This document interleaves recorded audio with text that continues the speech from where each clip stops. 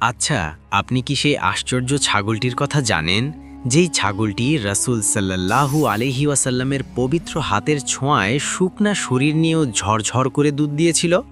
ঘটনাটা শুনলে গায়ের লোম দাঁড়িয়ে যায়। দৃশ্যটা কল্পনা করুন, মক্কা থেকে অনেক দূরে ধুধু মরুভূমির এক কোণায় ছোট একটা তাঁবু। সেখানে থাকতেন এক দয়ালু নারী, উম্মে মাবাদ।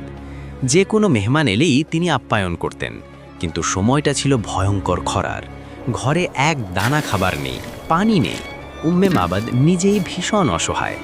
ঠিক এমন এক ভর দুপুরে তার তাঁবুর সামনে এক কাফেলা এসে থামল। কাফেলার একজন মানুষের চেহারা থেকে যেন নূর ঠিকরে পড়ছিল। তিনি বিনীতভাবে উম্মে মাবাদকে বললেন, খাবার বা পান করার মতো কি কিছু হবে? আমরা দাম দেব। উম্মে মাবাদের কলিজাটা মোচড় দিয়ে উঠল। তিনি ছলছল চোখে বললেন, হায়, আমার ঘরে যদি সামান্য কিছু